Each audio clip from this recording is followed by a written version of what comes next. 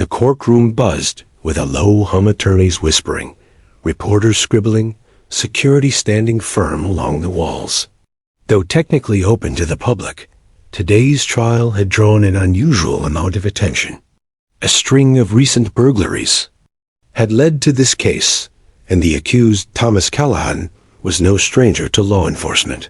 What made today especially significant, however, was the expected testimony from a non-human witness. Shadow, the police department's elite German shepherd, credited with uncovering a vital piece of evidence that had cracked the case wide open. Officer Jensen, a tall man with a calm demeanor, walked confidently into the courtroom with Shadow at his side. The dog moved with silent discipline, his black and tan coat gleaming under the courtroom lights. Shadow had been trained for years in tracking, search, and apprehension. To most, he was just a tool in uniform. But to Jensen and the department, he was something more, a trusted partner who had risked his life for justice more than once. In the back row, a woman named Karen sat quietly with her 3-year-old daughter, Lily. She had come not for headlines or curiosity, but because the trial had affected her neighborhood. Her home had once felt safe, but after the break-ins, something had changed. She wanted to be there, to show support for the community. She hadn't expected her daughter to be so alert or so captivated. Lily was a bright, sensitive child, always observant beyond her years. As soon as the dog entered the courtroom, she stopped fidgeting and sat bolt upright. Her tiny fingers gripped the armrest. Her mouth dropped open in recognition. Karen noticed the sudden change in her daughter's demeanor. "What is it, sweetie?" she whispered, brushing a strand of hair behind Lily's ear. Lily didn't answer right away. Her eyes never left the dog. When Shadow turned slightly and locked eyes with her for just a moment, Lily gasped softly. "Mommy," she whispered, her voice trembling. "That's Max." Karen frowned. "What?" "That's Max. That's my Max." Karen leaned in closer, confused. "No, sweetheart, that's a police dog. He's working." But Lily's little hand grabbed her sleeve tightly. Her voice was firmer this time, more insistent. "No, Mommy, that's Max. He came back." Karen looked at her daughter then. At the dog, a name stung like a wound reopened. Max had been their dog Lily's best friend before he disappeared 2 years ago. He had vanished from their fenced backyard one summer evening and was never seen again. They had searched the entire neighborhood, printed flyers, called every shelter and vet in the city, but he had simply vanished. The police suspected theft, but there were no leads. Eventually, they had to let go. Karen still remembered how Lily had cried herself to sleep for months, calling out Max's name, carrying his worn-out tennis ball with her everywhere. Now, here she was, certain that this police canine, this highly trained, serious-looking dog, was the same Max. Karen glanced around the courtroom. No one else seemed to have noticed the strange energy brewing between the child and the dog. But Lily was already getting out of her seat, her small frame wobbling as she stepped into the aisle. "Lily," Karen whispered sharply, reaching for her arm. "You can't, he's working." But it was too late. Lily had already begun walking slowly down the aisle. And then something incredible happened. Shadow, who had been sitting still and focused beside Officer Jensen, suddenly turned his head. His ears perked up. He let out a soft whine and shifted. On his paw's behavior entirely out of character for a trained canine in uniform. Officer Jensen looked down, confused. He gave a quick tug on the leash, but Shadow didn't break eye contact with the approaching girl. Lily stopped just a few feet away from the dog. The entire courtroom had quieted now. Eyes turned to the front, where the small child stood before the large German shepherd. Then, in a voice barely louder than a whisper, Lily said, "Hi, Max. I remember you." The effect was immediate. The dog's ears relaxed and his entire body changed. He whimpered again, then broke protocol and stepped toward the girl. Before Officer Jensen could react, Shadow nuzzled Lily's cheek, tail wagging slowly. It wasn't aggression. It was affection. Karen stood frozen in the aisle, heart racing. "Oh my God," she murmured. The judge banged the gavel. "What's going on here?" The prosecutor stood, alarmed. "Your Honor, I believe this child believes she recognizes the dog. But this is highly irregular." The defense attorney leaned forward, eyes gleaming with curiosity. Officer Jensen crouched beside the dog, looking more confused than anyone. He's never reacted like this to a stranger. Ever. Karen stepped forward now, voice shaking. "Your Honor, if I may, that dog looks exactly like our family's dog, Max. He went missing 2 years ago." More murmurs swept the room. Reporters scribbled faster. One already slipped out the side door, likely rushing to publish what could be a viral headline. The judge narrowed his eyes, intrigued. "Is there any proof of this claim?" Karen nodded slowly. "Photos. Behavior. My daughter knew the dog's name without being told. She loved that dog, and he loved her. Shadow Max? Sut. Beside Lily now, completely calm. Not like a K-9 officer under command, but like a dog who had found his family."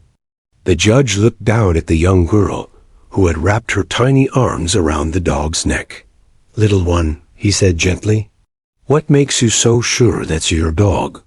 Lily turned, her voice clear and innocent.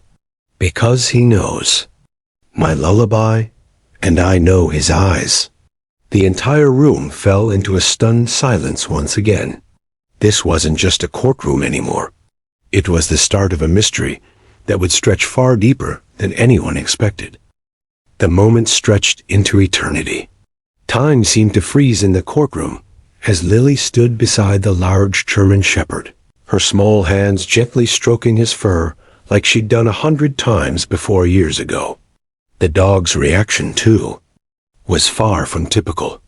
Instead of standing at attention or awaiting a command, he leaned into her touch and gave a low, contented whine, eyes softening in a way that seemed deeply familiar. Officer Jensen didn't know what to do. Shadow no, was it Max? Was his partner, trained to be disciplined, alert, obedient? And yet, here the dog was breaking every rule he'd ever been taught, acting like a family pet reunited with his child. Jensen tugged the leash lightly. The dog didn't budge. He let out another soft whimper and remained planted beside Lily. The judge's gavel struck again. "Order," he barked, though even he sounded hesitant. This wasn't something you saw in courtrooms, not even in the most sensational trials. "Officer Jensen," the judge said more calmly, "can you explain your dog's behavior?" Jensen cleared his throat. "Your Honor? In all my years working with Shadow, I've never seen him respond this way to a stranger. Ever. He's obedient. He doesn't whine. He doesn't cuddle." A quiet laugh rippled through the courtroom, cutting the tension for only a second. The defense attorney stood slowly. "Your Honor, may I suggest a brief recess to sort this out? If this dog is not who we think he is, then it could have major implications for the case." His role was foundational in collecting the evidence. The prosecutor quickly objected. "This is speculation, an emotionally charged distraction. The child likely mistook a similar-looking dog for her pet. Children her age often project familiarity." But before he could finish, Lily spoke again, cutting through the debate like a bell. "He used to sleep under my bed. He was scared of thunder. But I would sing to him, and he would stop shaking." Shadow's ears twitched at her words. Jensen looked down. The dog was visibly relaxing at her voice. The judge held up a hand. "That's enough. We're taking a 15-minute recess. Officer Jensen, I'd like you and the child's guardian to join me in my chambers. Bring the dog. Karen hesitated. Your Honor, I'm not trying to cause trouble. I didn't even want her to speak out. But that dog, he looks like Max in every way. I understand, the judge replied. Let's see if we can clarify the situation before moving forward. Inside the judge's chambers, the atmosphere was oddly warm. The dog, now clearly caught between two worlds, sat comfortably next to Lily. The judge removed his robe and folded his hands. Across the desk, Ms. Taylor, he began, addressing Karen, please tell me everything you remember about your dog's disappearance. Karen sighed and pulled out her phone. Max was a birthday gift for Lily. We adopted him when she was only 1. He grew up beside her. They were inseparable. Then, 2 years ago, we were playing in the backyard. I went inside for just a minute. When I came back, Max was gone. The gate was still closed. We think someone lured him out or took him. We looked. Everywhere, shelters, parks, the streets, nothing. She swiped through her gallery and turned the phone toward the judge. That's Lily and Max a few weeks before he vanished. The judge leaned in. The dog in the photo looked nearly identical to Shadow. Same fur pattern. Same golden eyes. He even had the slight scar over his left paw. Did Shadow, your K9, have any identification when you found him? The judge asked Jensen. No, sir, Jensen replied. He was found near an abandoned property. No chip, no collar. But he was intelligent, already partially trained. The department assumed he was either dumped or lost, and we took him in for evaluation. He passed with high scores and was fast-tracked into K9 training. We named him Shadow. Karen blinked. So no one ever tried to find his original owners? Jensen looked uncomfortable.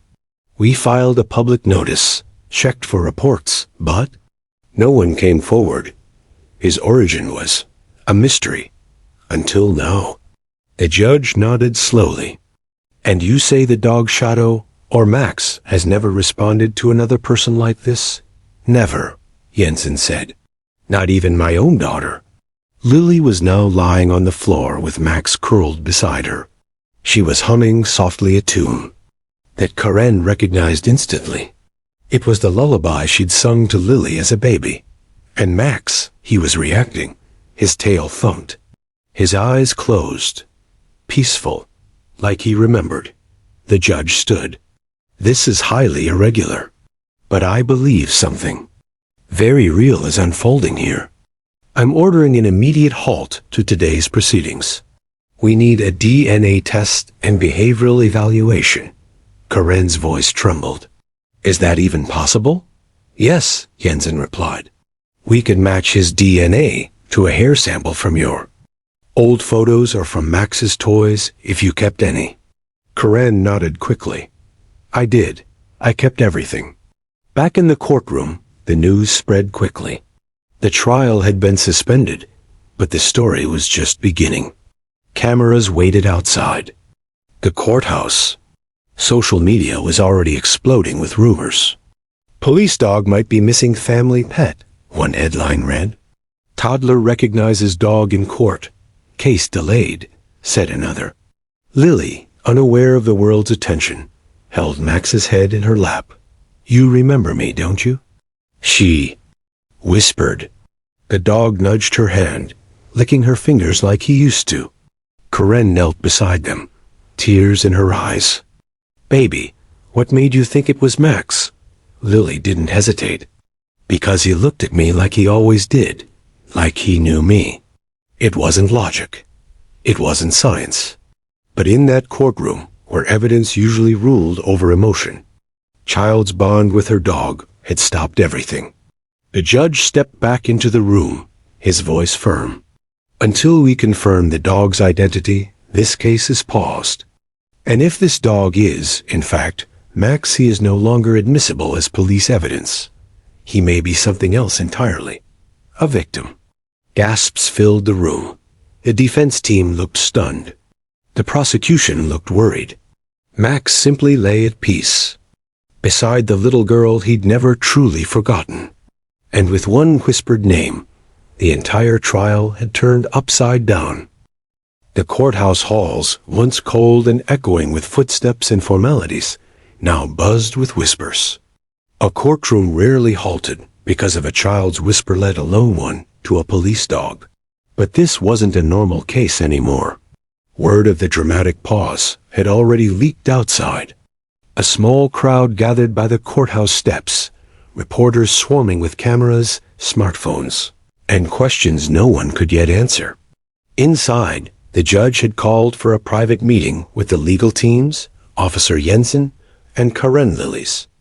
Mother, Lily, meanwhile, sat in a small side room designed for child witnesses. She wasn't bothered by the sterile furniture or the courtroom noise. She was too busy running her small fingers through Max's thick coat. She hummed softly, resting her cheek on his side. He stayed perfectly still, calm, as if no time had passed, as if this were home. Back in the judge's chamber, tension simmered between the prosecution and defense. "This is outrageous," Prosecutor Baines snapped, flipping through his notes. "We have an airtight case. The suspect was caught with stolen goods. The K-9 found the hidden stash. This child's emotional outburst shouldn't undermine an entire trial." But what if the outburst wasn't emotional? Defense attorney Rachel Connors leaned forward, voice steady. What if it was factual? If this K-9 is really a stolen pet, everything changes. The chain of custody, the credibility of his deployment, and the question of how he got from her backyard to law enforcement's hands. That's a rabbit hole your team didn't prepare for. The judge raised a hand. Enough. I'm not throwing the case out, yet, but the question of the dog's identity is no longer speculation. It's central to justice both in this courtroom and for the child. He turned to Officer Jensen. "When was Shadow, your dog, discovered?" Jensen replied with visible discomfort. "Just under 2 years ago, near a rundown house outside of town. He had no tags, no chip. We assumed he was abandoned. But he was already halfway trained, obedient, smart, passed every exam. So he became Shadow." Karen's voice cracked. "Max went missing 2 years ago. We searched for weeks, filed reports. No one contacted us. We had his photo up all over town. Your report," the judge said slowly, "was filed under the name Maxwell.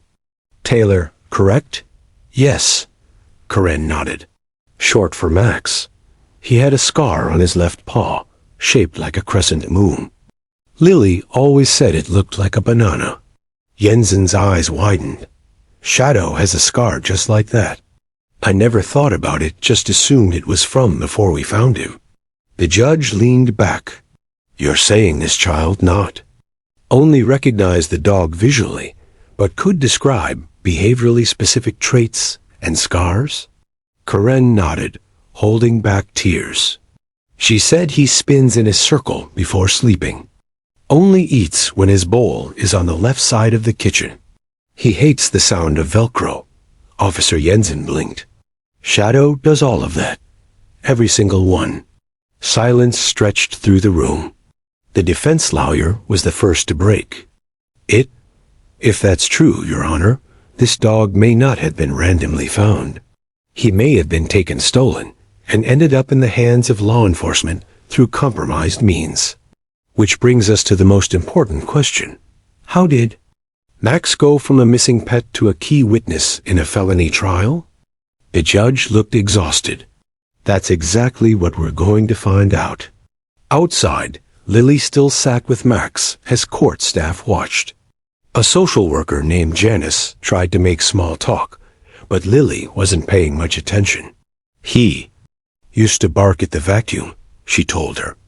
"So Mommy would pretend the vacuum was afraid of him. Max thought he was the bravest dog in the world." Janice smiled. "Sounds like you were his whole world." Lily nodded. He was mine. 2. Just then, Officer Jensen entered, removing his cap. He knelt slowly in front of Lily. I need to ask you something, he said gently. Would you be okay if someone looked at Max to help us find out more about where he's been? Lily looked up. Is it going to hurt him?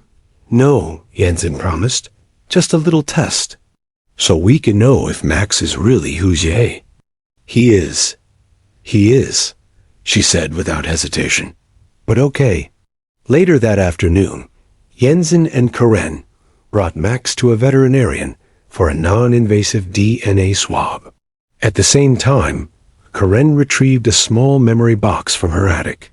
Inside were tufts of Max's puppy fur from his first grooming, a tooth from when he lost his first baby canine, and the red collar he used to wear with a tag that read, Max, if found, please call. The tag was scratched and worn, but still legible. That's his collar, Jensen said quietly. I've never seen a reaction like this in my life. The vet confirmed the test would take 24 to 48 hours. Back in the courtroom, arguments continued. The prosecution tried to press on with the trial, but the judge stood firm. We're not proceeding until we know the truth about this dog. If there was a theft involved, it's not just a detail, it's evidence of a deeper connection between the accused and the animal, and it changes the narrative completely. That evening, Lily slept with Max, curled up beside her on the couch, in a courthouse holding room. It wasn't much, but to her, it felt like home. Karen sat nearby, overwhelmed. She had never believed they would see Max again. But now, he was here older, more disciplined, but still her daughter's best friend. Jensen remained nearby, quiet and thoughtful. If he is really Max, he said softly, he deserves to go home, no matter what badge he wears now. Karen nodded. He was never just a pet, he was family. And somewhere in the silence, the truth waited soon to be revealed. The morning sun filtered through the courtroom windows as everyone slowly returned to their places. Something had shifted since yesterday. The energy in the room no longer belonged solely to a legal proceeding. It had turned into something deeper, part mystery, part reunion, and part reckoning. The DNA test results hadn't yet arrived, but Max, formerly Shadow, was back in the courtroom, this time without a uniformed officer. He sat calmly beside Lily and her mother Karen, as if he had never left their side. The judge had granted temporary custody to Karen until Max's identity could be confirmed. Officer Jensen didn't argue. In fact, he had requested it. The courtroom hushed as Judge Harland entered and took his seat. We are resuming today with the understanding that the canine in question may be a stolen or misplaced pet. Until conclusive results return from the DNA lab, no further statements from the dog's prior handler or the child's guardian will be taken under oath. However, I am allowing a demonstration to explore behavioral evidence in the meantime. The prosecution objected. With respect, Your Honor, behavioral demonstrations are not conclusive. This is still a court of law. I understand, Judge Harlan said. But yesterday, this courtroom witnessed a police canine defy every aspect of his training. I find that worthy of exploration. Proceed. Karen stood slowly. Her hands trembled. Slightly, but her eyes were resolute. Lily has agreed to show some of Max's old behaviors, things we taught him ourselves, things no one else could have trained. Lily stood beside Max, now without fear, without uncertainty. This wasn't a dog she hoped was Max. In her heart, she knew. Max, spin, she said, pointing to the floor. Max immediately began to spin in a tight circle, just as he used to do before curling into a ball to sleep. Lily clapped. Good boy, gasps rippled through the room. Max, left paw, she said next. Max raised his left paw, revealing a crescent-shaped scar just above his pad. That happened when he cut it on the fence, Karen explained. The vet stitched it, but it left that mark. Officer Jensen stood slowly, stunned. Shadow's trainers thought it was an old wound from before he was rescued. Lily crouched down again. Now watch this, she whispered. She started, humming a familiar lullaby. Hush, little baby. The courtroom remained silent as Max slowly lowered his body, resting his head in her lap, eyes closed, perfectly still. A scene so intimate, so untouched by the courtroom's cold walls, it moved even the most hardened bailiff to blink away tears. The judge cleared his throat. I've seen enough. Karen sat down, holding Lily close. Officer Jensen approached quietly. If I had any doubts, he whispered to Karen, they're gone now. That's not Shadow.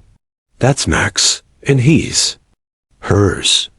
Meanwhile, outside the courtroom, Detective Angela Monroe was assigned to dig into how Max had entered the police system without red flags. The timeline was tight. 2 years ago, Max vanished from Lily's backyard. Weeks later, a German Shepherd matching Max's appearance was found near a foreclosed home and turned over to the K-9 unit as an unclaimed stray. But Monroe found inconsistencies in the report. The officer who documented the dog's intake, Officer Ray Lasker, had since left the force. And interestingly, his name had popped up in an old theft complaint filed by Karen Taylor. Back at the precinct, Monroe retrieved Lasker's report. Dog found near the Southridge property. No collar, no chip. Intelligent disposition. Obedient under stress. Referred for training. But something didn't sit right. Southridge was over. 15 miles from the Taylors' neighborhood. No other lost dog reports were cross-referenced. Then came a break. Karen's old missing dog report had indeed been filed, but due to a clerical error, it had been misclassified as found dog. It had never triggered an alert. No one had ever contacted her. Even worse, surveillance footage from a local pawn shop showed Lasker 2 days after Max's disappearance, trying to sell a designer dog crate and what appeared to be a monogrammed dog bowl. The initials on it? M.T. Max Taylor. Detective Monroe returned to court with a printed copy of the footage and her findings. Back in the courtroom, Judge Harland had paused testimony to allow Detective Monroe to present her report. Your Honor, she said, I believe I've found the missing link. The officer who brought Max into the K-9 unit, Ray Lasker, never verified the dog's origin and failed to cross-check missing reports. He later left the department under internal investigation for mishandling evidence. What's more, we have footage of him trying to sell the Taylors' property shortly after the dog disappeared. The judge's brow furrowed. So Max wasn't just lost. He was stolen and his identity repackaged. Monroe nodded. Yes, sir. And trained as a K-9 while the Taylors were still searching for him. A ripple of stunned murmurs moved through the gallery. The implications were enormous. If Max had been stolen, used in investigations, and testified unwittingly through his behavior in court, how many cases might be compromised? And worse, how had no one noticed sooner? The prosecutor stood. Your Honor, while these discoveries are disturbing, they should not discredit the evidence brought by this dog. The defense attorney snapped back. That dog was kidnapped from a toddler. His trust was weaponized, his bond exploited. And your case depends entirely on his role. If Max was taken as part of the defendant's crime spree, then he's not just a witness. He's a victim. The judge stood. I'll allow this to unfold further. But if DNA confirms this dog's identity, and if the connection to the accused becomes stronger, we'll be forced to reconsider all testimony involving Max. The tension in the room tightened. Karen reached for Lily's hand. Max leaned closer, protective as ever. That night, the DNA test results arrived. A perfect match. The dog known as Shadow was, in fact, Max Taylor. The courtroom prepared for what was no longer just a burglary trial. It was a stolen identity case. A child's best friend had become a tool in a criminal enterprise, then unknowingly used by the very system meant to protect her. But now she had spoken, and justice had heard her. The courtroom was packed. News of the DNA confirmation had spread like wildfire. The dog known as Shadow was undeniably Max the missing family pet. This revelation rocked the foundation of the trial and everyone involved. Whispers filled the room as the legal teams prepared for what would be a new chapter in the case. Detective Angela Monroe stood before the court, ready to deliver the most damning evidence yet. She cleared her throat, the weight of the moment clear in her eyes. "Ladies and gentlemen," she began, "it is now evident that Max was not merely lost or abandoned. He was stolen. Evidence indicates that the defendant, Thomas Callahan, had a direct role in his disappearance." A collective gasp echoed. Callahan, who had until now maintained a stoic expression, tightened his jaw. The defense attorney glanced at him with a sharp, unreadable look. Monroe continued, "Surveillance footage shows Callahan's van parked near the Taylors' neighborhood days before Max vanished. A pawn shop owner recorded seeing a man matching Callahan's description attempting to sell pet items, including a custom dog bowl belonging to Max's family." The prosecutor leaned forward. "Objection. This is circumstantial." The judge raised a hand, signaling silence. "Detective Monroe, please proceed." Monroe nodded and pulled up a series of photographs and videos on the screen. "We have also obtained statements from neighbors who reported a man frequenting the Taylors' block around the time of the dog's disappearance. Additionally, forensic analysis from Max's paw revealed traces of fibers matching materials found in Callahan's van. The room was silent, except for the clicking of Monroe's laser pointer highlighting evidence. "This dog, Monroe," Syed, voice firm, was taken as part of Callahan's criminal activities. During his captivity, Max was likely exposed to environments where the defendant committed break-ins and thefts. Later, Max was repurposed by law enforcement after being found near a foreclosed home, unaware he was part of a bigger crime. Karen squeezed Lily's hand tightly. Tears welled up in her eyes. He was living the nightmare we never imagined.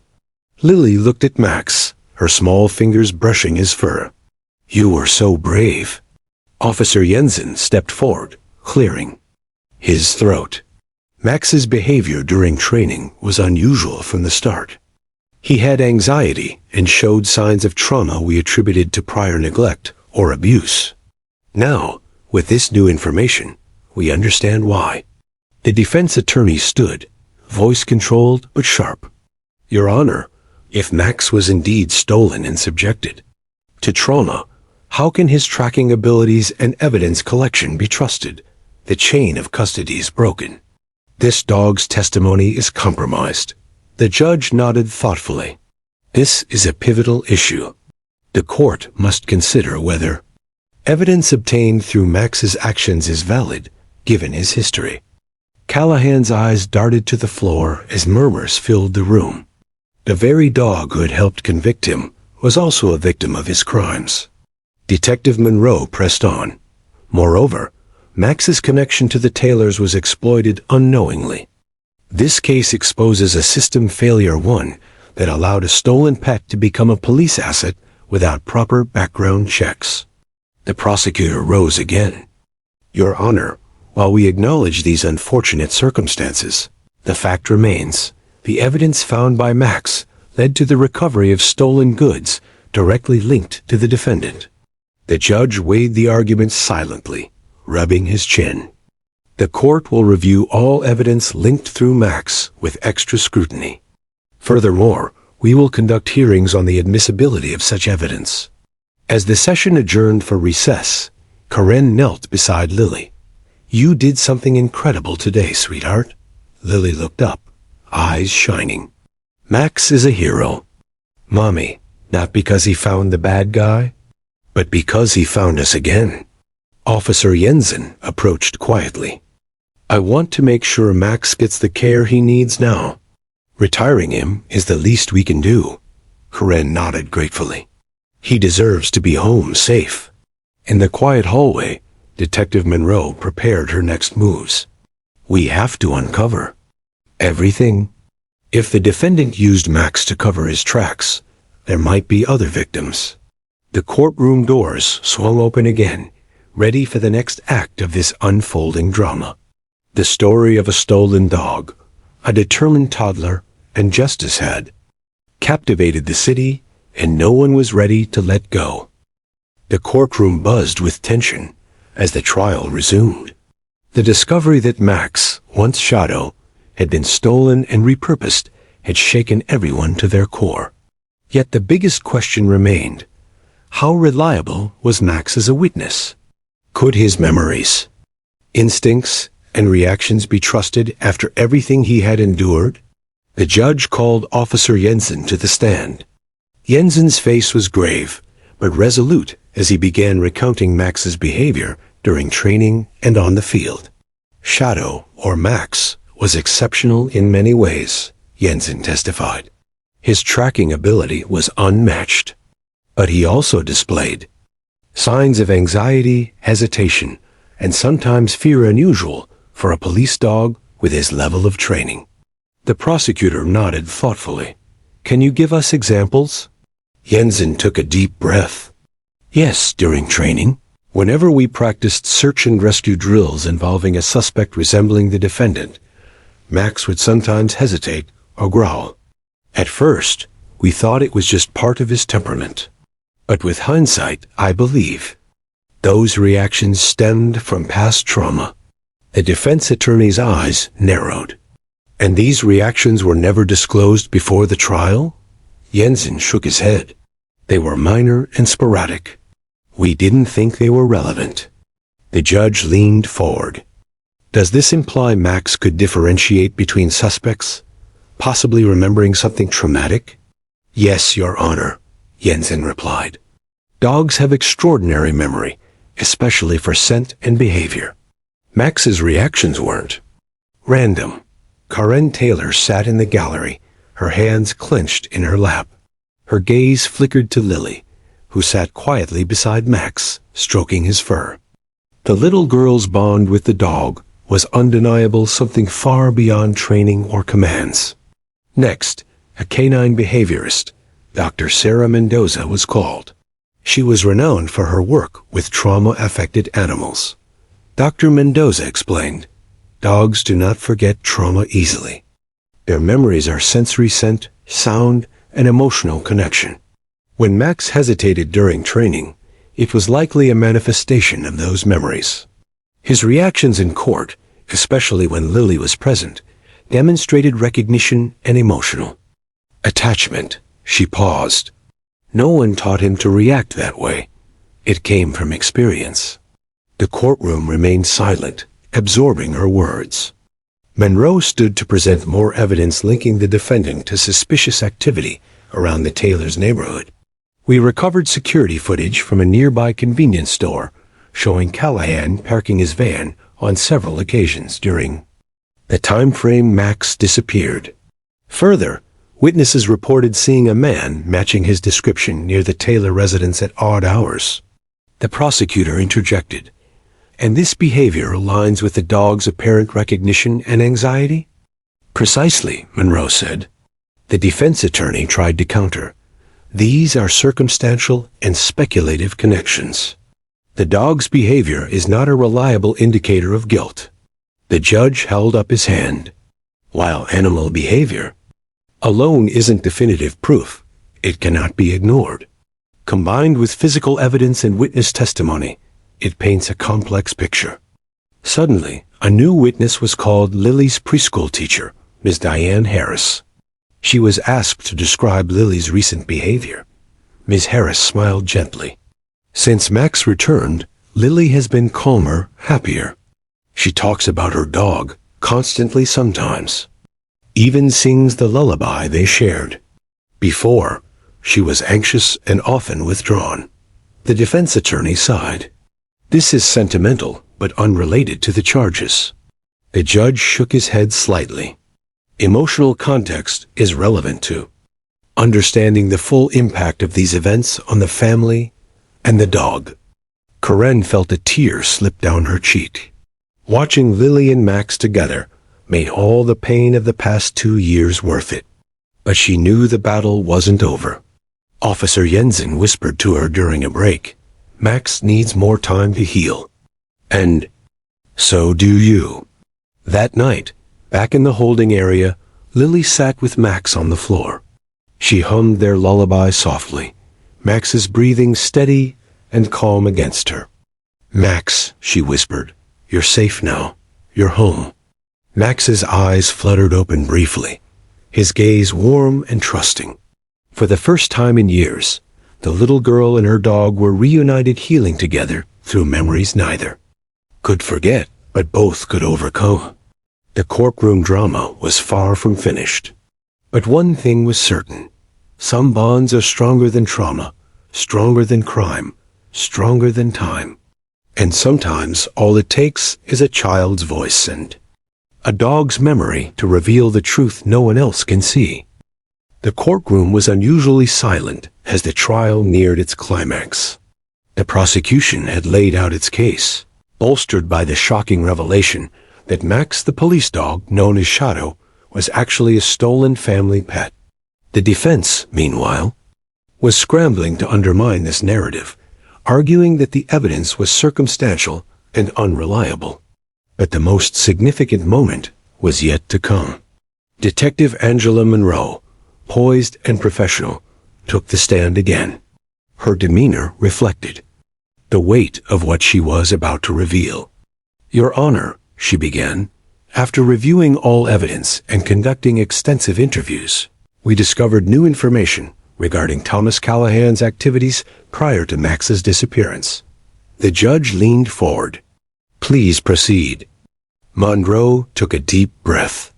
Callahan was involved in a series of burglaries targeting affluent neighborhoods. Surveillance footage showed him entering properties shortly before Max was reported missing. We also uncovered records indicating Callahan sold stolen pet equipment to a local fence. Murmurs spread through the courtroom. Monroe continued. More importantly, forensic analysis revealed fibers and soil from the Taylor property inside Callahan's vehicle, along with traces of canine DNA, a matching Max's profile on several pieces of stolen goods. A defense attorney frowned, whispering with his client. Callahan's confident facade was beginning to crack. Then, the prosecution called its final witness, Officer Jensen. Jensen took a deep breath before addressing the court. "Throughout my career, I've worked with many K-9 units. Max, during his time as Shadow, was exceptional. But there were moments where his behavior spoke louder than words. His reactions to the defendant were not coincidental." He paused, eyes scanning the courtroom before landing on Max and Lily. Dogs have memories tied to their senses. Max's hesitations, his whines, his refusal to obey commands in the presence of Callahan, all indicated recognition, fear, even.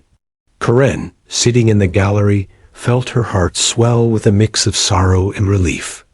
Jensen continued, "When Lily approached Max in court, I saw something I'd never seen before, a deep bond that transcended time and trauma.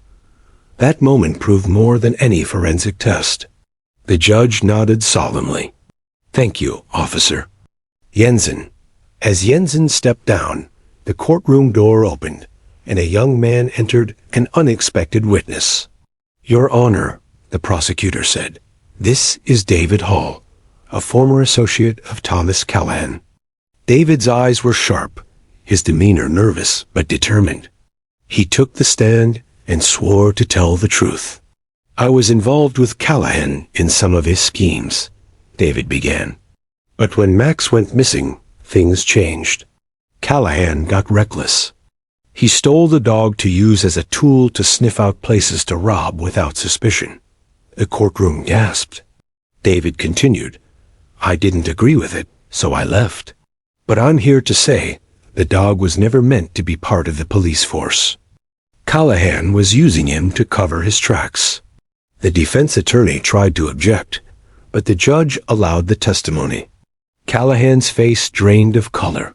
Karen held Lily's hand tighter. Detective Monroe nodded in approval. This testimony confirms our suspicions. The judge raised his gavel.